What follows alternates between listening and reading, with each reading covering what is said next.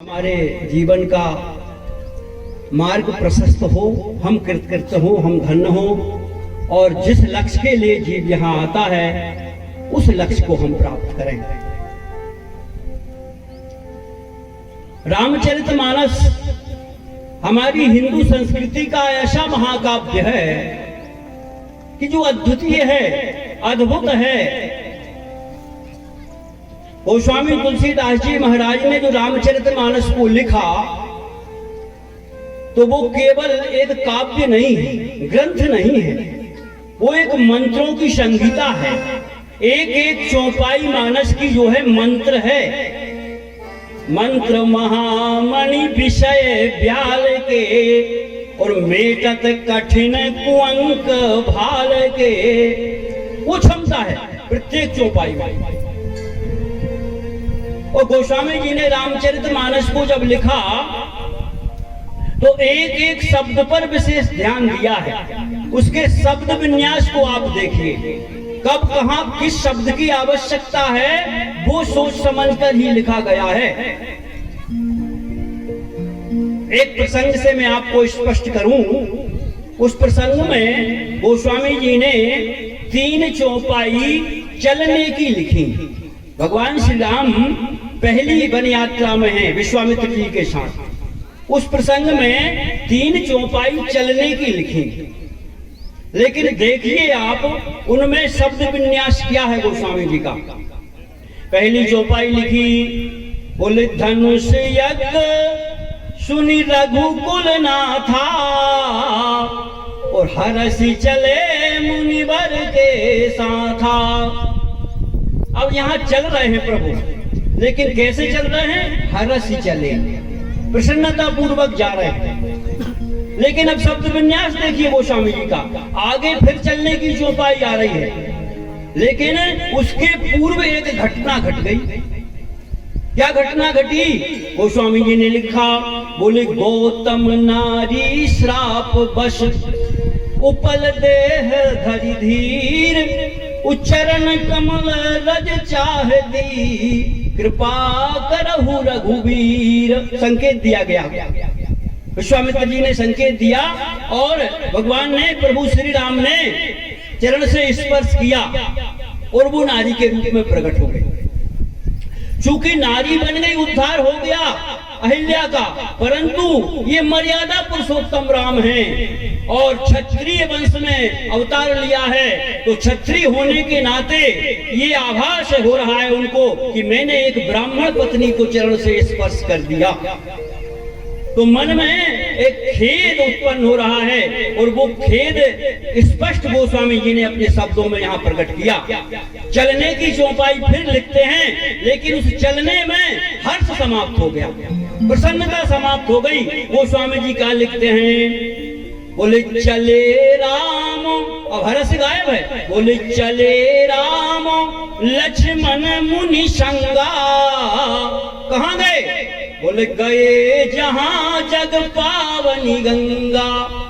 अब ये विचार ही कर रहे थे कि हमारा खेद आत्मग्लानि कहां और कैसे मिटे, तो वो उपाय मिल गया।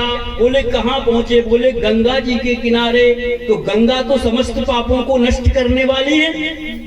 गंगा गंगेत यो ब्रूयात् योजना नाम सतैरपि मुच्यते सर्व पापेभ्यो विष्णु लोकम सगच्छति। स्नान तो दूर है, यदि आप 100 योजन से भी गंगा का नाम पुकारेंगे तो आपके समूचे पाप नष्ट हो जाएंगे। आप कहोगे कि सब गंगा नहाने जा रहा है, लेकिन पाप रहित क्यों नहीं हो रहे? पाप रहित क्यों नहीं हो रहे? समस्या यही है कि आपने पाप गंगा में धो दिए। गंगा जी से पूछा कि आपने सबके पाप लिए कि नहीं लिए? ये फिर से तो वहां पाप दिखाई दे रहे हैं। गंगा जी बोले नहीं, हमने तो सब पाप ले लिए। फिर कहाँ किए उनको?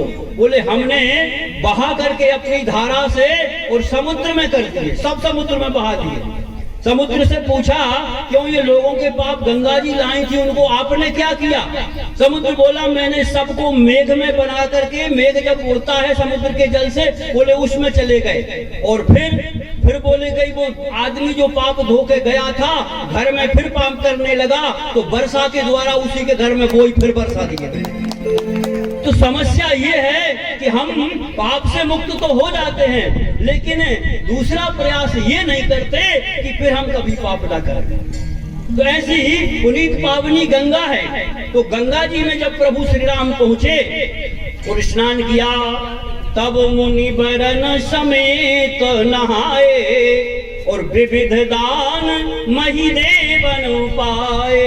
भगवान ने स्नान भी किया और दान भी किया। वहां पर दान का बड़ा महत्व भैया, क्योंकि कलयुग में जो धर्म के 4 पैर होते हैं 4 युगों में, तो ये सतयुग में तो 4 ही होते हैं, लेकिन जब त्रेता आता है तो 1 पैर टूट जाता है, जिसको हम कहते हैं सत्य। सत्य केवल सतयुग तक रहता है।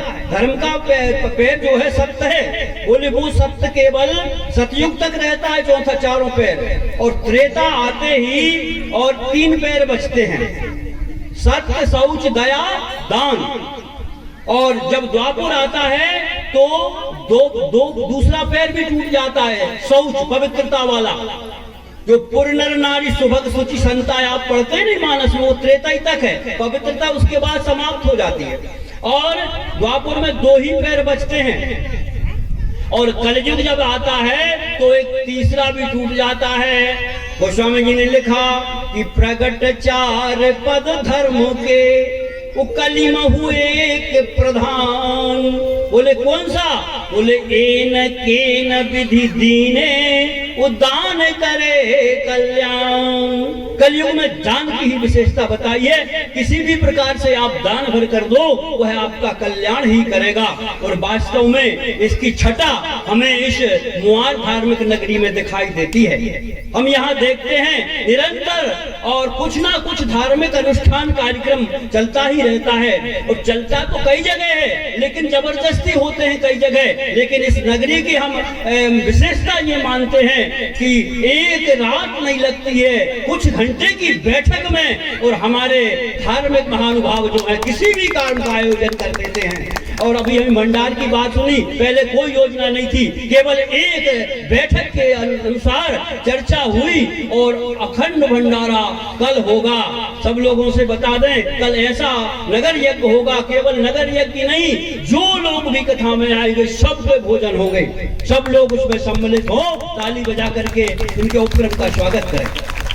बोलो सच्चिदानंद भगवान की। तो प्रभु ने गंगा में स्नान किया, दान दिया, तो उनके मन में जो गिलानी थी वो गिलानी समाप्त हो गई। गोस्वामी जी ने शब्द विन्यास में प्रकट किया। अगली चौपाई चलने की जब उन्होंने लिखी तो वो हरसी शब्द वापस आ गया। हरसी चले मुनि वृंद सहाया, और भेग विदेह नगर नियराया। फिर हरस शब्द वापस आ गया। कहने का तात्पर्य, गोस्वामी तुलसीदास जी महाराज ने इस मानस की जो रचना की है वह इतनी सजगता से की है कि किस शब्द की कहाँ आवश्यकता है, उस शब्द को ही वहां लिखा गया है।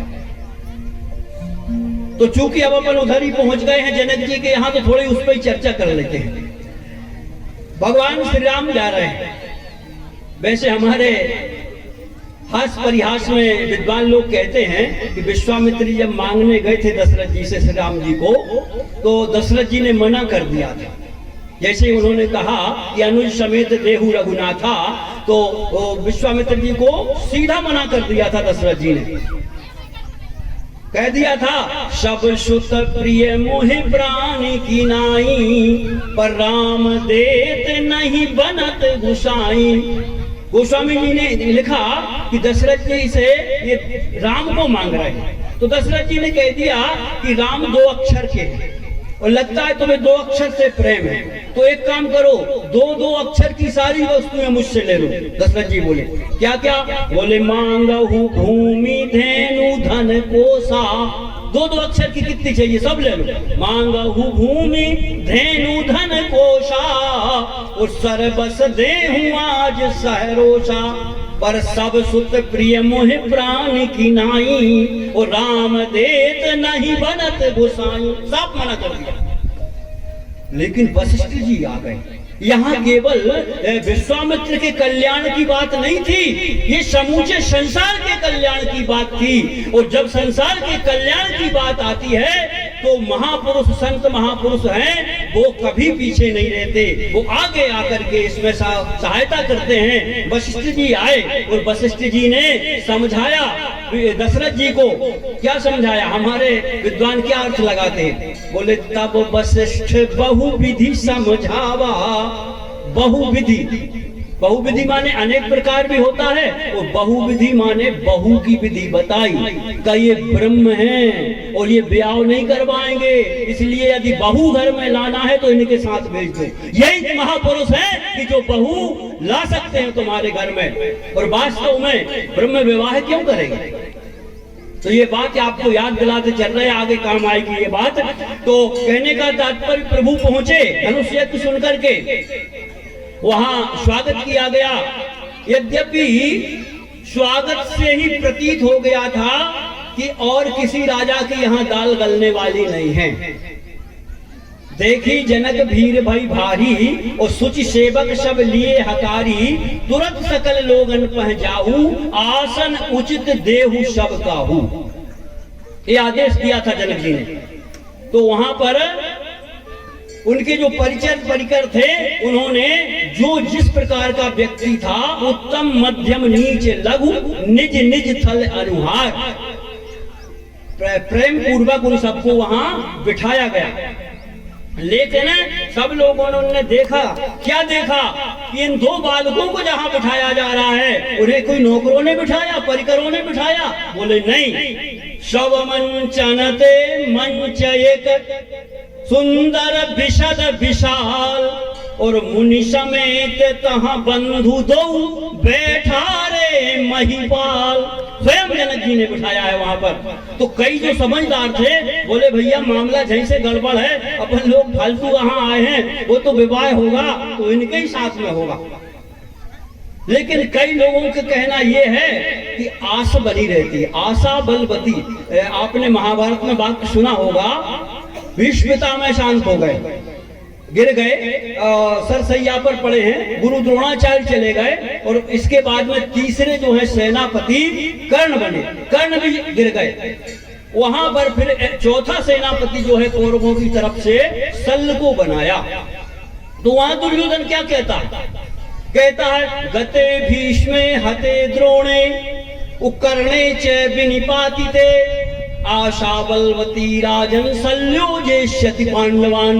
बोले जब भीष्म चले गए, द्रोणाचार्य चले गए, कर्ण चले गए, अब तो आशा ही है कि ये शल्य जीतेगा पांडवों को। कहने का मतलब आशा ही है। कई लोग बोले अब तो आशा ही है, अपन लोगों का काम यहाँ है नहीं है। लेकिन बैठे, मैं आपसे का समय ज्यादा नहीं लूंगा, इस समय को पूरी कथा को आगे पहुंच जाए ऐसा प्रयास करूंगा, लक्ष्य तक हम पहुंच जाएं।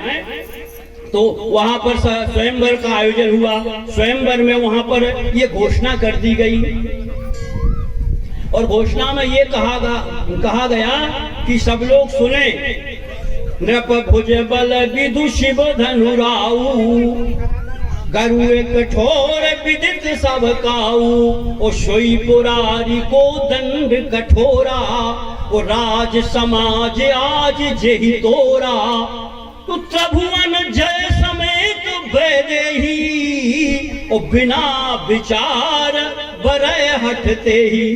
विचार करिए आप, मानस में दो पिता हैं, मानस में दो पिता हैं। एक पिता का विचार अलग है अपनी पुत्री के लिए, तब विवाह करेंगे कैसे वर के साथ करेंगे, कैसा वर होना चाहिए। हिमांचल राज, मानस आपने पढ़ी है, गहन अध्येता हैं आप। हिमांचल राज का क्या विचार है? वो ये नहीं कह रहे बिना विचार वाली बात, वो क्या कह रहे हैं? जो घर बर कुल मिलई अनुपा, तो करिए विवाह सुता अनुरूपा। तीन चीजें देख रहे हो हिमांचल राज। बोले घर अच्छा होना चाहिए, वर अच्छा होना चाहिए, कुल अच्छा होना चाहिए। यदि तीन चीज मिलेगी तो हम कन्या का विवाह करेंगे। और यहाँ एक पिता है जनक जी। जनक जी क्या कह रहे हैं? बोले नहीं, सोई पुरारी को दंड कठोरा, और राज समाज आज जही तोरा, तो त्रिभुवन जय समेत वैदेही, और बिना विचार बरे हटते। कोई विचार नहीं किया जाएगा वर अच्छा है कि नहीं है, कुल अच्छा है कि नहीं है, या धन इसके पास है कि नहीं है, कुछ विचार नहीं किया जाएगा। अलग अलग विचारधारा है कि नहीं पिता की, दोनों पिताओं की अलग अलग। अब ईमानदारी से बताओ आप, यही तो पता चलता है कि जगदम्बा परम्बा की जो इच्छा होती है वही होता है। हमारे सोचने और विचारने और करने से कुछ नहीं होता।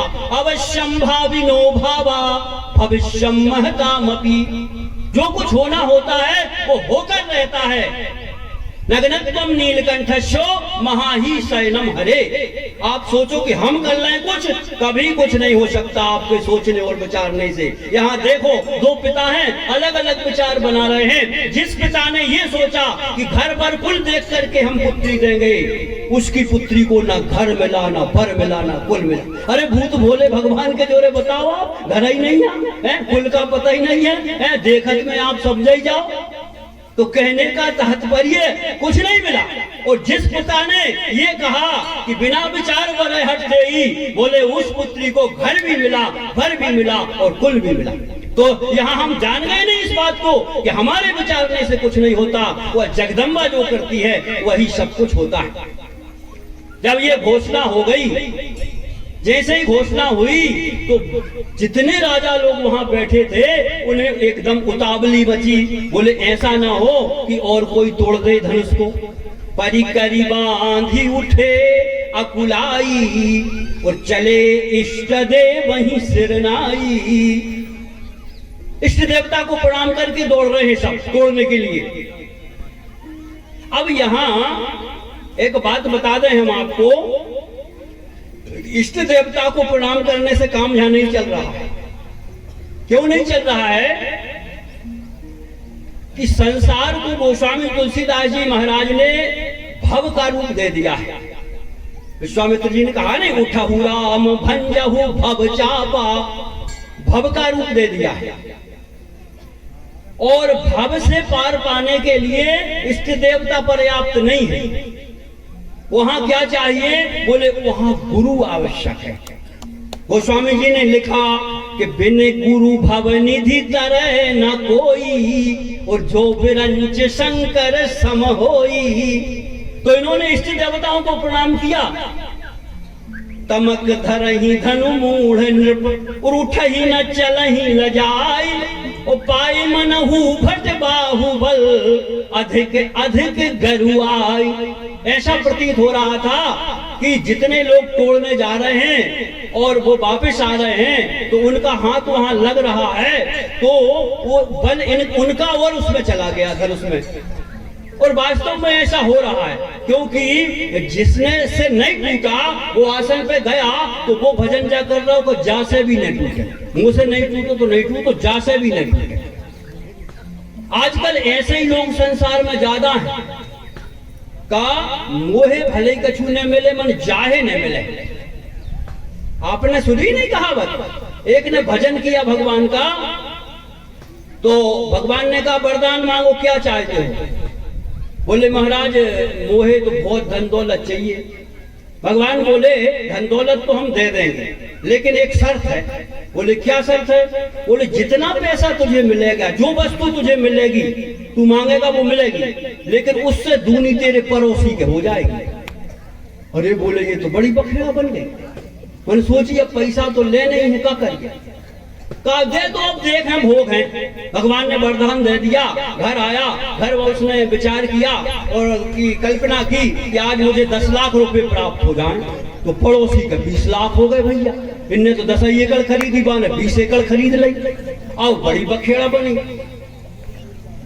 हाथ मल रहे हैं कि यार मैंने तपस्या करी, पड़ोसी को भलो हो रहा हो, क्या किया जाए? तो ऐसे लोगों का कलयुग में कमी नहीं है। ऐसे लोगों की क्या बोला वो?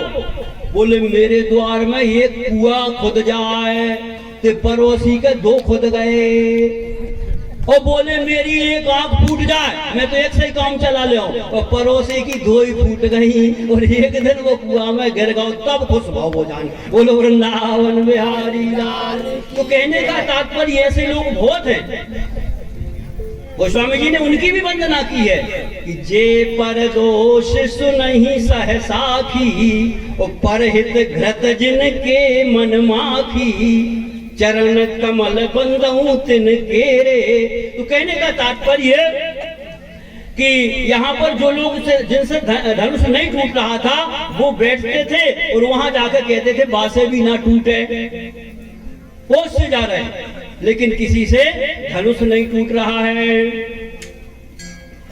अब वहां प्रभु श्री राम जो आसन के ऊपर बैठे हुए थे, भगवान श्री राम को देख करके जितने लोग वहां पर बैठे थे वहां तो गजब हो गया, गजब हो गया। उन जितने लोग देख रहे थे उनको सबको अलग अलग प्रभु दिखाई दे रहे, एक से दिखाई नहीं दे रहे थे। गोस्वामी जी ने लिखा, बोले देखहि रूप महारन धीरा, ओ मनहु वीर रस धरे शरीरा, डरे कुटिल नृप प्रभु ही निहारी, ओ मनहु भयानक मूर्ति भारी। और बोले रहे असुर छल छो निप बेशा, तिन प्रभु प्रगट काल सम देखा। जनक जी के परिजनों से, परिवार वालों से लोगों ने पूछा कि हमें तो ऐसे दिखाई दे रहे हैं, हमें ऐसे दिखाई दे रहे हैं, तुम्हें कैसे दिखाई दे रहे हैं? तो जनक जी के परिवार वाले क्या कहते हैं? बोले भैया तुम्हें कैसे दिखाई दे, हमें तो दमांद घाई लग रहे हैं। जनक जाति अब लोग कहीं कैसे, बोले सजन सगे प्रिय लागहि जैसे। जनक जी से पूछा कि महाराज हमें तो ऐसे ऐसे दिखाई दे रहे हैं, आप कैसे दिखाई दे रहे हैं, आप क्या देख रहे हैं? जनक जी बोले भैया तुम्हें कछु दिखाई दे, हमें तो दमांद घाई लग रहे हैं। साहित विदेह बिलो कहीं रानी, बोले शिशु सम प्रीति न जात बखानी। कहने का तात्पर्य जे की रही भावना जैसी, और प्रभु मूर्ति देखी तिन तैसी। क्या होता है, व्यक्ति की जैसी भावना होगी उस प्रकार से वो उसका आस्वादन रसास्वादन करता है वस्तु का। जैसे उदाहरण के लिए बताएं, एक वृक्ष पर एक पक्षी बैठा था, वहां से 4 लोग निकल के जा रहे थे। एक मुसलमान था, एक हिंदू भक्त राम भक्त था, और एक पहलवान था, और एक चटपटा खाने वाला व्यक्ति था। ये 4 लोग वहां से निकल के जा रहे थे। वो पक्षी कुछ बोल रहा था, रुक गए चारों, और उन्होंने कहा आपस में कहा क्यों भाई ये पक्षी जो बोल रहा है इसकी आवाज क्या निकल रही, ये क्या बोल रहा है? तो उनमें जो भगवान का भक्त था उससे पहले पूछा तो वो बताने लगा। वो कह रहा है कि ये आवाज आ रही है पक्षी की, राम सीता दशरथ, राम सीता दशरथ। अच्छा ठीक है। दूसरे से पूछा, जो चटपटा खाने वाला व्यक्ति था उससे पूछा कि क्यों भाई ये सही बोल रहा है, ये आवाज यही है पक्षी की? तो वो क्या बोला? बोले नहीं नहीं ये आवाज सही नहीं, ये जो बता रहे हैं इसका अर्थ ये नहीं निकल रहा। बोले क्या है आप बताओ। तो उसने क्या बताया? बोले नमक मिर्ची अदरक, नमक मिर्ची अदरक, आवाज एक है, अर्थ अपना अपना लगा रहे। उसने लगाया, बोले नहीं आवाज ये आ रही नमक मिर्ची अदरक। अब तीसरे से पूछा, पहलवान से पूछा क्यों क्यों पहलवान भाई ये 2 में से कौन सही बोल रहा है, आवाज ये आ रही सही कि ये आ रही आवाज सही? पहलवान बोला नहीं दोनों की आवाज गलत, ये दोनों की सही नहीं है। और तीसरी आवाज उसने अलग बताई, वो बोला ये बोल रहा है पक्षी दंड मुक्धर कसरत, दंड मुक्धर कसरत। अब तीनों ने अलग अलग बता दी, आवाज एक है। चौथे से पूछा, मुसलमान भाई से पूछा कि तुम बताओ ये आवाज कौन सी है, क्या है ये 3 में से किसकी सही? बोले तीनों की सही नहीं है। और क्या आवाज है? तो वो क्या कहता है? बोले खुदा तेरी कुदरत, खुदा तेरी कुदरत। अब कहने का मतलब ये है पक्षी एक है, आवाज एक है, लेकिन सबने अपनी अपनी भावना के अनुसार उसका अर्थ लगाया। तो इसी प्रकार से प्रभु वहां बैठे हैं, लेकिन जो जैसे भाव से वहां बैठा हुआ था प्रभु के उस तरह से दर्शन कर रहा है। सो जा की रही भावना जैसी,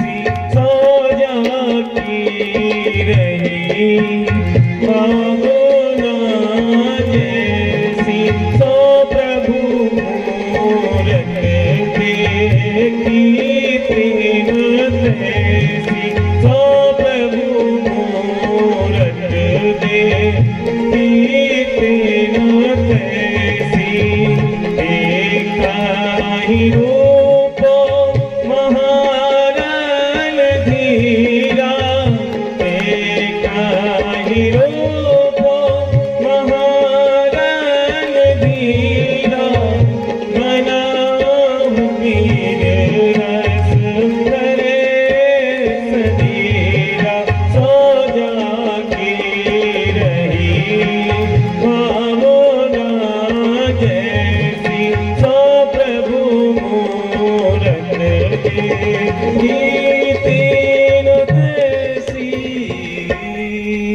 सच्चिदानंद भगवान की जय। वहां पर गोस्वामी जी ने लिखा कि जब उस स्वयंवर में जानकी जी आई हैं तो एक चौपाई लिखी गोस्वामी जी ने उनकी सुंदरता के विषय में।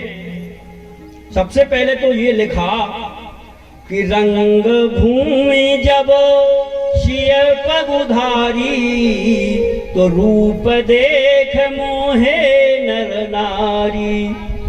कई मनुष्यों ने इसमें आक्षेप किया कि गोस्वामी जी आपकी लेखनी एक जगह लिख रही है कि मोहन नारी नारी के रूपा पन्नगारी हरीति अनूपा। स्त्री को देखकर स्त्री मोहित नहीं होती। गोस्वामी जी ने उत्तरकांड में ऐसा लिखा है।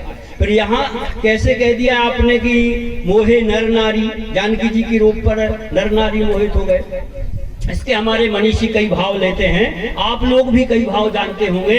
एक भाव हम भी बता देते हैं आपको। यहाँ गोस्वामी जी ने ले लिखा है कि रंग भूमि जब शिय पगुधारी। एक भाव ये है शिय पगुधारी, रंग भूमि में जब शिय माने सीता जी और पगुधारी यानी भगवान जिनके हृदय में पैर है भृगु जी महाराज का, ऐसे विष्णु अवतारी राम दोनों को मान करके रूप देख मोहे नर नारी। नर जो थे वो जानकी जी को देखकर मोहित हो गए, नारियां राम जी को देखकर मोहित हो गई। एक भाव ऐसा भी विद्वानों ने माना है। एक भाव ऐसा भी है कि रंग भूमि जब शिय पगुधारी, यहाँ कामदेव की बात चल रही है। आपसे विगत दिवस मैंने चर्चा की थी कि कामदेव की और राम की लड़ाई चल रही थी। कामदेव ने राम से कहा था कि हम तुमसे युद्ध करना चाहते। भगवान ने चैलेंज दे दिया था कि कैसा युद्ध करना चाहते हो। दो तरह का युद्ध होता है, एक होता है मैदान जंग, खुले मैदान की लड़ाई, और दूसरी होती है किले की लड़ाई यानी छिप करके। इसका स्पष्ट अर्थ कर दें आपको। किले की लड़ाई उसे कहते हैं कि कोई व्यक्ति जंगल में चला जाए और वहां जाकर के भजन करने लगे गुफा में बैठ करके। सुख सुविधा और विलासता की कोई वस्तु उसके पास नहीं है और उसका मन यदि विचलित नहीं हुआ तो फिर का उसका साधन और साधना।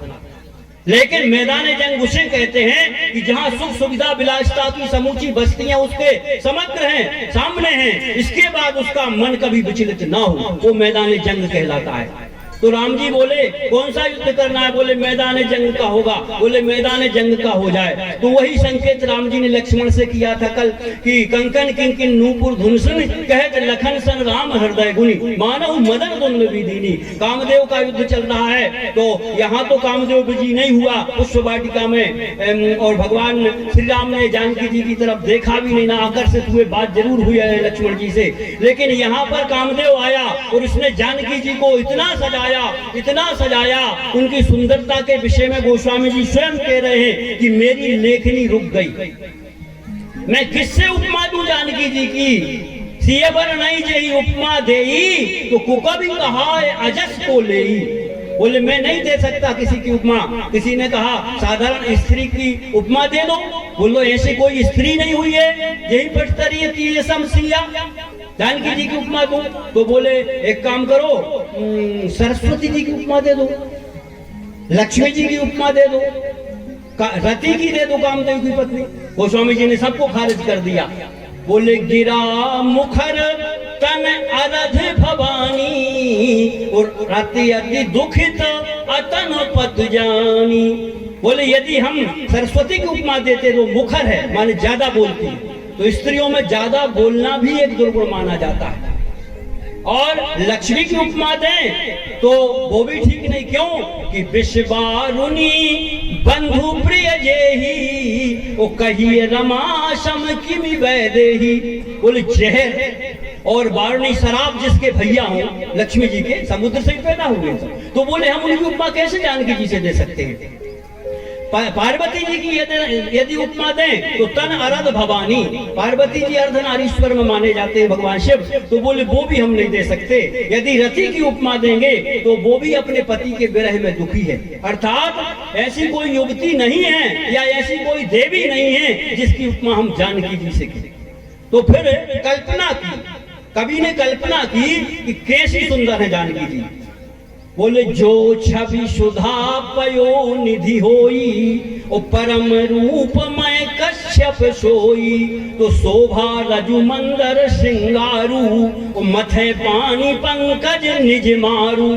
यही विधि उपजे लक्ष्य जब सुंदरता सुख मूल, तदपि सकोच सवेत कवि कहिषीय समतूल। और इतनी सुंदरता की कल्पना यहाँ गोस्वामी जी ने की है। तो गोस्वामी जी लिखते हैं कि रंग भूमि जब सिय पगुधारी, तो वहाँ कामदेव आया है। क्यों युद्ध चल रहा है, राम यहाँ काम मोहित हो रहे कि नहीं हो रहे, तो उसने सखियों को भी भेजा है अपने कामदेव ने, और वो भी सजा बैठा है। उसने वहां से पूछा सखियों से कि रूप देखे मोहे नर, कामदेव ने ये पूछा, इतना अर्थ करिए, रूप देखे मोहे नर, वो नर राम भक्त हित नर तनुधारी। तो वो राम नर मोहित हुए क्या देखकर जानकी जी को? तो दो सखियां थी साथ में जानकी जी के, वो कह रही नारी, ये ब्रज भाषा अवधी भाषा का शब्द है, नारी अरे नहीं वो है।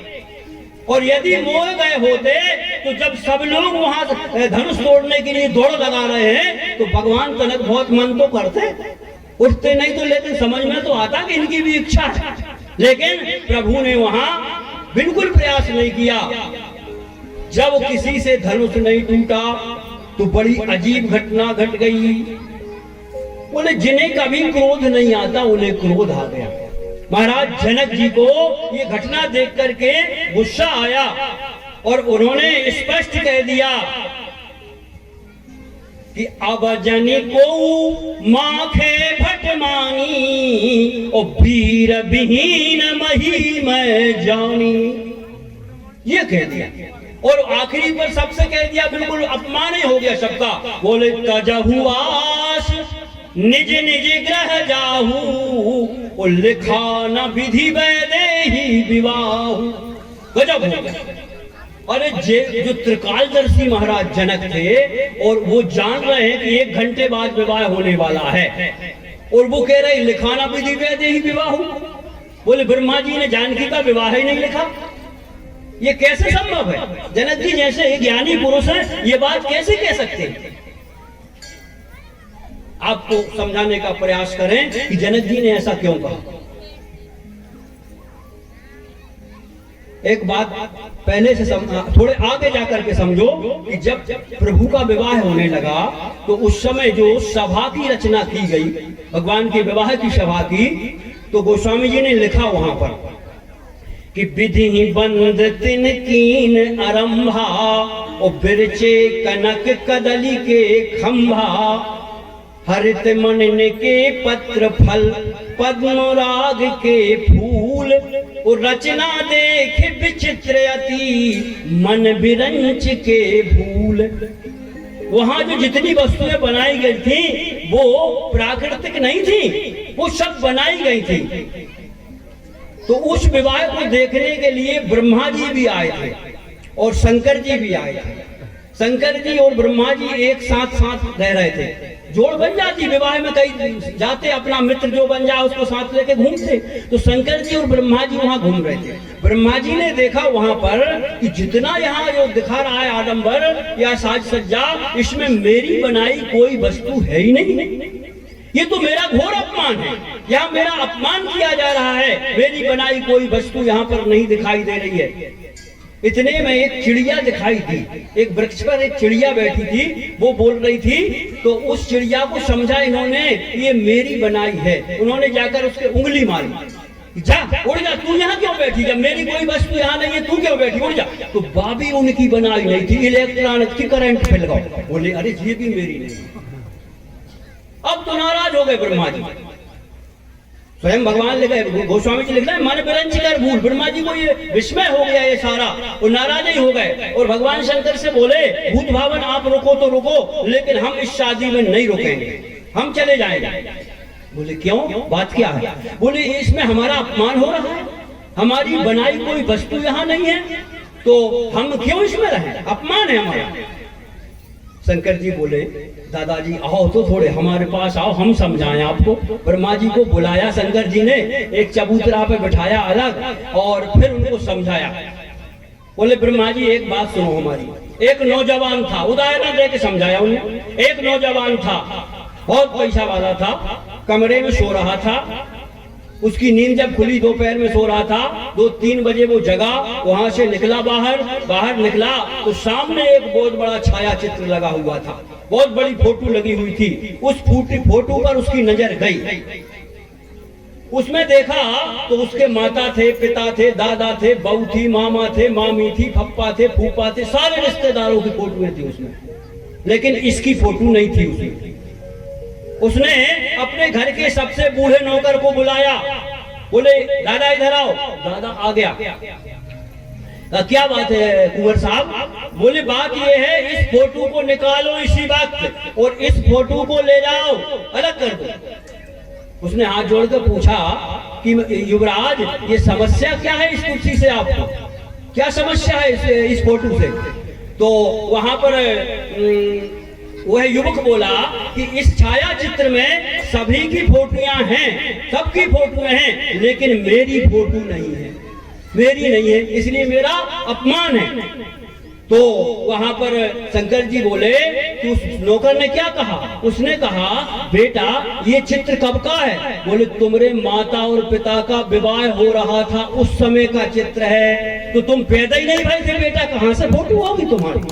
तब उसकी समझ में बात आई। तो ऐसे ही ब्रह्मा जी से शंकर जी बोले ये विवाह किसका हो रहा है? ये भगवान श्री राम और जानकी जी का जो विवाह है, किसका विवाह है? बोले हमारे बाप मैतारी का विवाह है। उपजहि जासु अंश ते नाना, और शिव बिरंच आदिक भगवाना। उपजहि जासु अंश गुण खानी, और अगणित उमा रमा ब्रह्मानी। बोले अपने बाप मैतारी का विवाह है, अपनी बनी चीज कैसे हो जाएगी? तो बाप मैतारी के भाग को ब्रह्मा बेटा लिख कैसे देगा?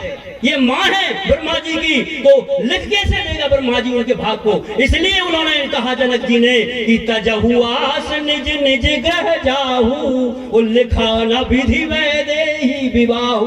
अर्थात तुम ब्रह्मा की संतति हो सब, और ब्रह्मा ने इनका भाग नहीं लिखा, ये ब्रह्मा की संतति से परे है, इसलिए तजहु आस तुम आशा छोड़ दो। कहने का तात्पर्य पूज्य आचार्य जी का पदार्पण हो चुका है, अपना प्रसंग अधूरा है, हम यहीं छोड़ेंगे प्रसंग को, कल आपको इसको पूरा करेंगे। अभी कल का दिन बाकी है, कल आपको हम धनुष की पूरी गाथा सुनाएंगे और प्रयास करेंगे कि धनुष खंडन भी हो जाए, भगवान श्री राम का विवाह भी हो जाए। हमको लगाए गए तो ना की सोई गौरी श्याम रे सलो।